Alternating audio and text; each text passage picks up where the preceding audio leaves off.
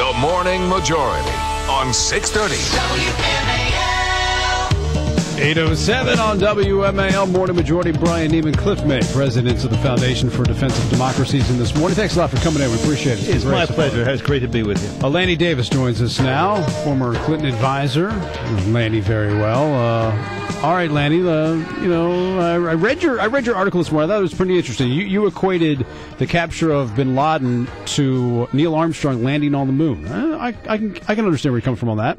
Because people doubt both ever occurred. Is that the... No, it was just a great time in American history. Is that right, Lanny? Well, first of all, congratulations to your program and to WMAL for being able to get Cliff May to join you, because he's a very famous and a very amazing American. You're so kind, Larry. I love you. I love you too. Look, the most important thing I wanted to accomplish in the column, everybody, I think, should give President Obama credit for the courage of his decision.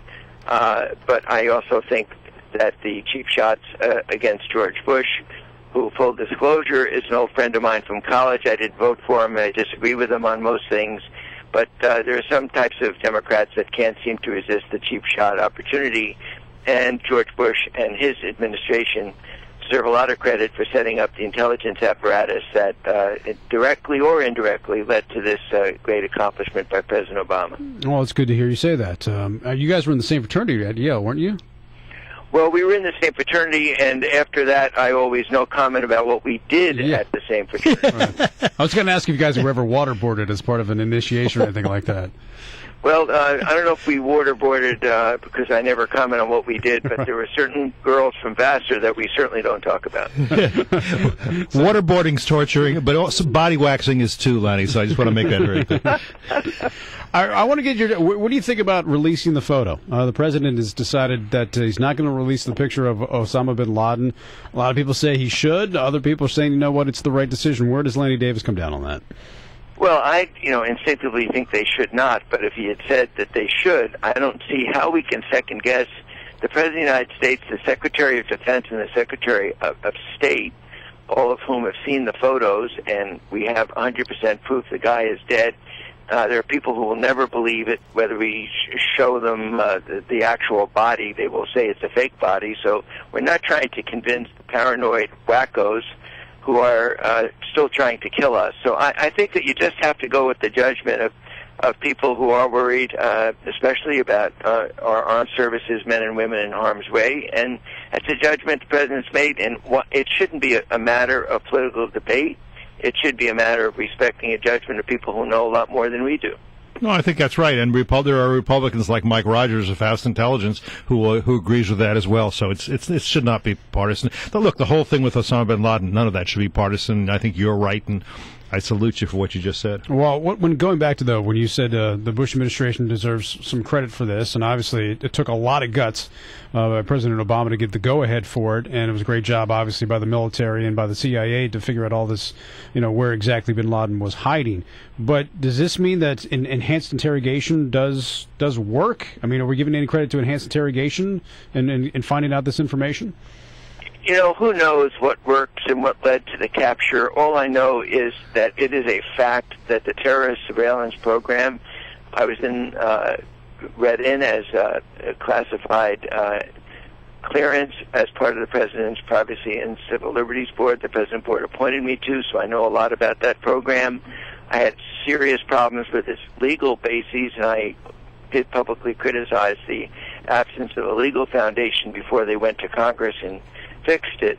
But the fact is that George Bush set this apparatus up, probably took a chance that it might be illegal, and because of that surveillance capability, and because we are certainly told that because of these enhanced interrogation techniques, which I always thought was equivalent to torture and was opposed to, looking back retrospectively, it looks like, at least indirectly, that led to the lead, that led us to the courier, that led us to Osama bin Laden.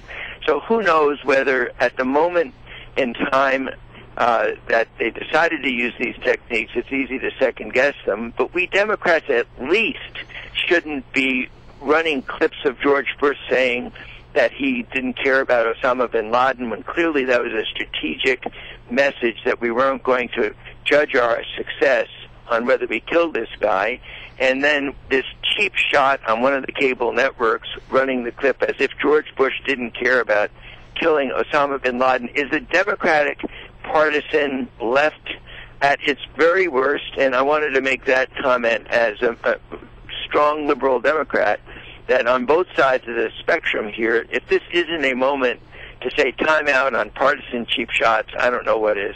I think that's right, and again, I salute you for that as well.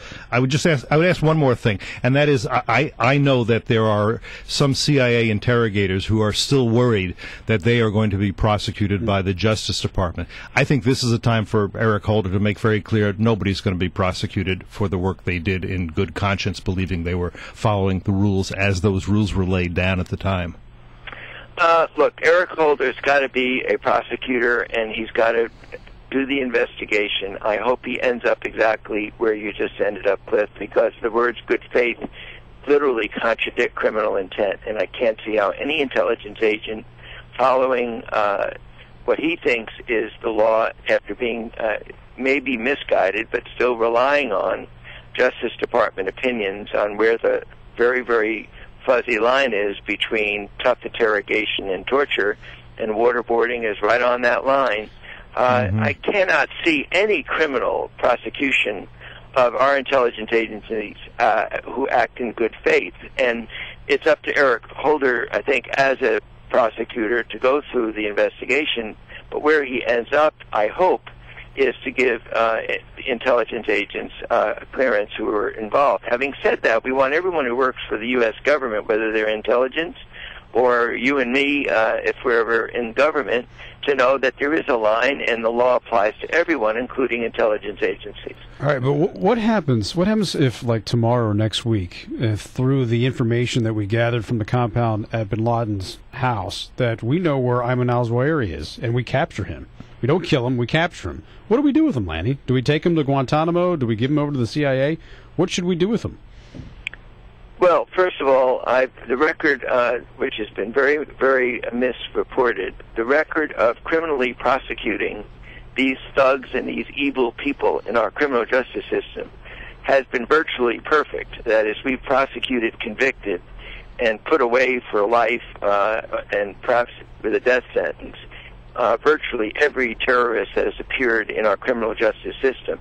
How the rap got that there's an easy way out once you're prosecuted in America, I don't know, but that's not what the facts will tell you. So the answer is I'd be in favor of criminally prosecuting them and putting them away for life or executing them, and not having a military tribunal, which I don't think is as legitimate. Yeah, but would you interrogate him? I mean, we're talking about Al-Qaeda's number 2 or Al-Qaeda's number 1 now. Wouldn't you interrogate him first and try to get information from him? I think you interrogate him, and you have to follow the law and not torture him. Now, where that line is, I just said, is fuzzy. But yes, I think we've got to do the best we can to squeeze as much information as we can out of him. There are a lot of interrogators who think the best way to get information is not through harsh techniques, but through sort of the bonding that goes on sometimes between interrogator and detainee. We got a lot of great information that way too, but who knows whether we can't second guess these folks. I would give them a lot of leash if we got this number 1 thug, evil murderer, what can you say,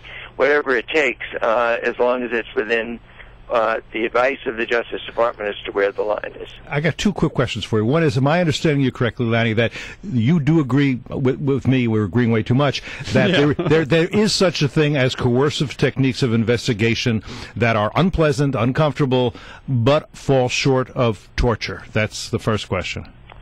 Yes, although I'd hate to think that it would be used other than in extreme situations. Absolutely. Involving terrorists. Quite agree. Quite agree. And the second question is there a problem if you had Ayman al-Zawahiri, as Brian suggests, the place to put him would be Guantanamo? Is that impossible for Obama to do, to put anybody in Guantanamo at this point?